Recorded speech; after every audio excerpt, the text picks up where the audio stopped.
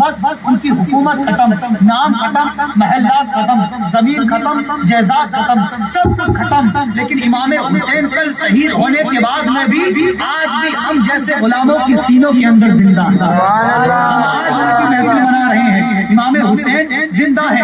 سجدے تو سب نے کیے، اے حسین تیرا الگ انداز ہے، سجدے تو سب نے کیے، اے حسین تیرا الگ انداز ہے، تو نے ایسا سجدہ کیا کہ اس پر خدا کو بھی ناراض ہے۔ تکبیر، اللہ اکبر، حیدری، یا علی۔ تو نے ایسا سجدہ کیا اس پر خدا کو بھی ناز ہے۔ تو یہ حضرت امام حسین کی داستان میں نے بہت چھوٹ کر کے بتائی ہے کہ یہاں تک تاریخ شاید 3 دن میں مکمل ہو جائے، اگر 10 دن ہوتا یا 5 دن ہوتا تو اور خلاصہ کر کے بتایا جاتا اور کم کر کے بتایا جاتا۔ البتہ محرم کے تعلق سے چند باتیں یہ ہیں۔ سب سے پہلی بات توجہ آپ حضرات حاضر رکھیں کہ دیکھیے گا امام حسین قتل حسین اصل میں مر گئے، قتل حسین اصل میں مر گئے یزید ہے۔ اسلام زندہ ہوتا ہے ہر اسلام زندہ ہوتا ہے ہر کربلا کے بعد۔ امام حسین البتہ شہید تو ہو گئے، لیکن امام حسین نے شہید ہونے کے بعد میں دین کا پرچم بلند کر دیا، دین کا پرچم بلند کر دیا۔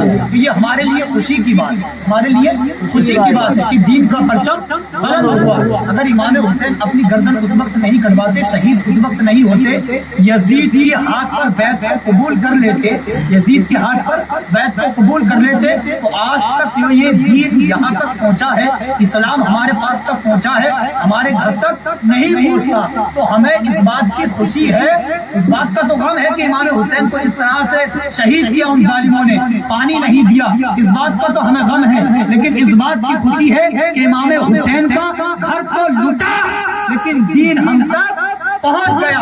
اب ہمیں اس بات کی خوشی ہے۔ اب اگر کوئی چاہے کہ میں محرم کے غم میں گوشت نہیں کھاؤں، میں محرم کے غم میں گوشت نہیں کھاؤں، نکالو تھوڑی سی، ابھی کتنی دیر ہو گئی بادشاہ سے لے کر کے ابھی تک بول رہا ہوں یار، ابھی تک تم اتنا بھی نہیں بولو گے پھر کیا فائدہ؟ گوشت نہیں کھایا۔ کیا نعرہ حیدری، نعرہ حیدری، نعرہ حیدری، فیضان امام حسن، فیضان امام حسین زندہ باد۔ اگر کوئی یہ چاہے کہ اب جب سے محرم کا مہینہ لگ جائے گا میں گوشت نہیں کھاؤں گا، تو یہ غلط ہے، یہ غلط ہے۔ میں گوشت نہیں کھاؤں گا۔ اب معلوم کیا جائے کہ کیوں نہیں کھاؤ گے گوشت۔ اگر کوئی نہیں کھاتا اس کا مسئلہ الگ ہے، ایسا نہیں ہے کہ میں زبردستی کہہ رہا ہوں آپ سے کہ گوشت کھاؤ، لیکن جو لوگ بند کر دیتے ہیں یہ سمجھ کے کہ امام حسین کا مہینہ آ گیا ہے اب ہمیں گوشت نہیں کھانا ہے، تو دیکھیے گا کوئی برا نہیں مانیے گا، میرا بتانے کا کام ہے تو میں بتا رہا ہوں۔ تو ایسا نہیں ہے کہ اس مہینے میں گوشت نہیں کھایا جائے، ہمیں خوشی ہے سب کام کیے جائیں۔ اور ایک مسئلہ اور ہے، نئے کپڑے پہنے جائیں کہ نہیں پہنے جائیں، نئے کپڑے پہنے جائیں کہ نہیں پہنے جائیں، کیوں نہیں پہنے جائیں؟ جس طرح سے آپ اور زمانے میں وقت کو گزارتے ہیں، نئے بھی پہنتے ہیں پرانے بھی پہنتے ہیں، سب پہنے، ان سے کیا مسئلہ ہے؟ اگر آپ یہ چاہتے ہیں کہ ہمیں غم ہے تو غم کیوں منا رہے ہو؟ کیوں منا رہے ہو؟ مرنا تو سب کو ہے، امام حسین بھی انتقال کر گئے، امام حسین بھی شہید ہو گئے، اور مرنا الگ بات ہے، شہید ہونا الگ بات ہے، الگ بات ہے۔ میں تو دعا کرتا ہوں کہ اگر مجھے موت آئے تو شہادت کی موت آئے، شہادت کی تو موت ہی الگ ہے۔ تو امام حسین شہید ہوئے، یہ ایک شان کی بات، کیونکہ مرنا تو سب کو ہے، امام حسین شہید ہوئے یہ ایک شان کی بات۔ اور اللہ رب العزت نے جتنا انہیں صبر دیا اتنا صبر قیامت پر کوئی کرے گا نہیں، انہوں نے صبر کیا، یہ دوسری بات۔ پھر انہوں نے خود جان دے کر کے دین کو جان دے دی، یعنی وہ دین کو آباد کر دیا۔ تو ہمیں خوشی ہے اس بات کی، ہم کیوں گوشت نہیں کھائیں گے؟ جو لوگ غم منائے وہ نہیں کھائیں، ہم تو غم نہیں مناتے، ہمیں تو خوشی ہے کہ امام حسین نے ہم تک دین کو پہنچایا۔ اگر اس وقت امام حسین شہید نہیں ہوتے تو ہم تک دین یہ نہیں پہنچتا۔ تو نئے کپڑے بھی پہنے جائیں، ہاں البتہ اعلیٰ حضرت نے اس کو منع کیا ہے، وہ بھی ماحول کو دیکھ کر، پرانی بات کو دیکھ کر نہیں، کربلا کو دیکھ کر نہیں، اس ماحول کو دیکھ کر اعلیٰ حضرت نے منع فرمایا کہ کالا کپڑا काला कपड़ा, पूरा काला कपड़ा, यानी कि ये महसूस हो कि जिस तरह से शिया पहनते हैं ना काला कपड़ा, शिया पहनते वो महसूस होता है, क्योंकि काला कपड़ा कौन पहनता? जो गम मनाता। शिया लोग गम मनाया करते हैं, इमाम हुसैन का अपने जिस्म को काटा करते हैं और न जाने वो क्या क्या किया करते हैं, तो वो काला कपड़ा पहना करते हैं। आला हज़रत ने इसलिए मना फरमाया क्योंकि हमें ऐसे लोगों से बचना है कि जैसे लोग जैसा लिबास पहन करके गुंडागर्दी या बदतमीजी, लोफरगर्दी ये सब करते हैं, क्योंकि हमें शराब से बचना है। इस तरह की जहाँ शराब पी जाती है उस जगह से बचना है। तो आला हज़रत ने इन सब बातों पर नजर रखते हुए मना फरमाया कि काला कपड़े नहीं पहनने चाहिए, मुहर्रम की तारीखों में काले कपड़े नहीं पहनने चाहिए, पूरे लाल कपड़े नहीं पहनने चाहिए, और एक और क्या, हरा कपड़ा नहीं पहनना चाहिए। बस ये 3 कलर का कपड़ा नहीं पहनना चाहिए। बाकी आप नए पहने, पुराने पहने, गोश्त खाएं, बकरा खाएं, अंडा खाएं, कुछ भी खाएं, उससे मतलब नहीं रहता है। हम खुश हैं हमारे सीने के अंदर, लेकिन हाँ अगर किसी को गम है, कोई गम मना रहा है और ये सोचता है कि नबी असगर ने कितना सब्र किया, अली अकबर ने कितना सब्र किया, हजरत इमाम हुसैन 3 दिन के प्यासे रहे थे, वो 3 दिन के प्यासे रहे थे, आप उनकी मोहब्बत में 10 दिन के रोजे रखे, आप उनकी मोहब्बत में 10 दिन के रोजे रखे, तब हुसैनी माने जाएंगे। हमारा आप खाना भी खा रहे हैं और मना कर रहे हैं कि गोश्त भी नहीं खाऊंगा, तो ये कौन सी बात है यार?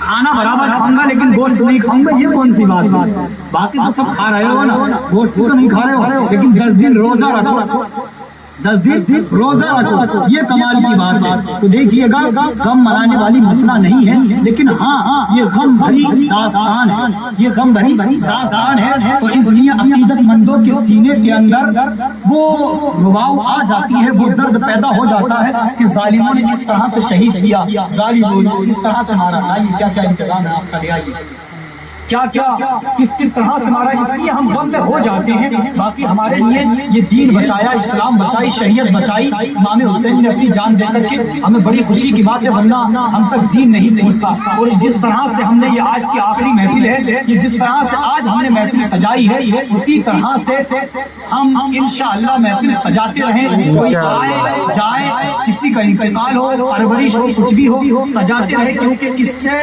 अब हम सबको जब मालूम हुआ ना कि इमाम हुसैन ने नन्हे असगर को किस तरह से शहीद किया, अली अकबर को किस तरह से शहीद किया, हजरत अब्बास अलमबरदार के दोनों बाजू काट दिए गए, तब ये जो बच्चे बैठे हैं ना, इनके सीने के अंदर महसूस हुआ, इन्होंने जब सुना तो इन्हें पता चला कि करबला की क्या दास्तान थी, तो ये समझे। वरना हमारे घर बच्चा पैदा हुआ, हमारे घर बच्चा पैदा हुआ और होने के बाद में कोई अजान पढ़ने के लिए आया उनके कान में, और हमारे बच्चे ने ये समझ लिया कि आए मस्जिद के इमाम मुअज्जिन, इन्होंने मेरे कान में अजान पढ़ी और मुबारकबाद पेश की, मुबारक हो आप मुसलमान के घर में पैदा हुए।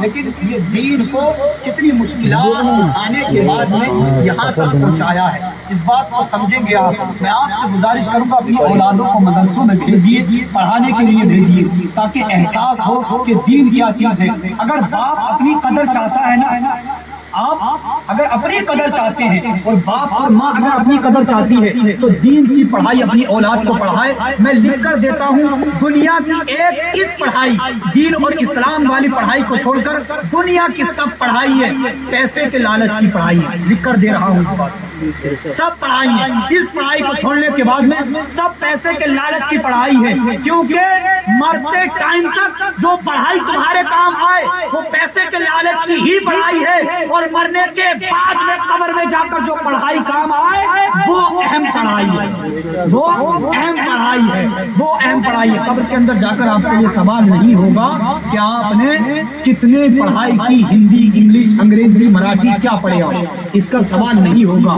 बल्कि आपसे दीन और इस्लाम का सवाल, ये सब सवाल होगा कब्र के अंदर। क्या आपने कितने कुरान पढ़े, आपने माँ बाप का कितना अदब किया। माँ बाप का अदब कहाँ से सीखेगा बच्चा? क्या स्कूल का मास्टर बताएगा?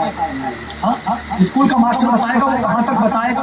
अगर मस्जिद में इमाम के पास में भेजेंगे, इमाम ने अगर तारीख पढ़ी होगी, अगर इमाम इस काबिल होगा, तो इमाम बताएगा कि माँ बाप क्या चीज़ है, माँ बाप की शान क्या चीज़ है, भाई क्या चीज़ है, बड़े भाई की शान क्या चीज़ है, कौन क्या है, उसकी अहमियत कौन बताएगा? इमाम। अब जब इमाम के पास में जाओगे ही नहीं, यहाँ जुमी वर्षा के लोग तो जुमा भी 3 जुमा छोड़ने के बाद में, 2 जुमा छोड़ने के बाद में तीसरा जुमा पढ़ते के काफिर ना हो जाए। नहीं गलत है क्या? सही है, सही है, बात है ना, 2 जुमा छोड़ते हैं 2 और तीसरा پڑھ لیتے ہیں کہ یار کہیں ایسا نہ ہو کہ بیکار میں کافر ہو جاؤں. صحیح بات ہے.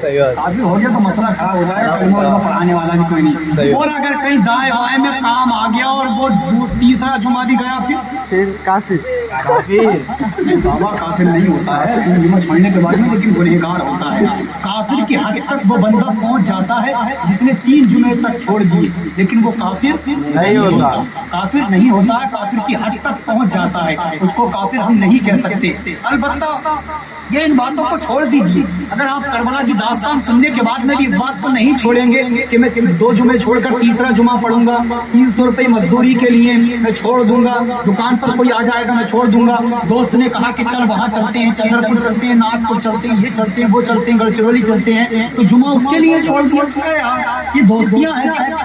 اس کو دوستیاں کہتے ہیں کیا؟ دوستی یہ ہے کہ کہا کہ سمیر بھائی کو بلا کے لانا, لیا ہے بلا کے. بے شک حق ہے. آئیے یار آئیے, میں آپ سے کیسا کہوں, پریشان ہو گئے, 1.5 سال ہو گیا ہے.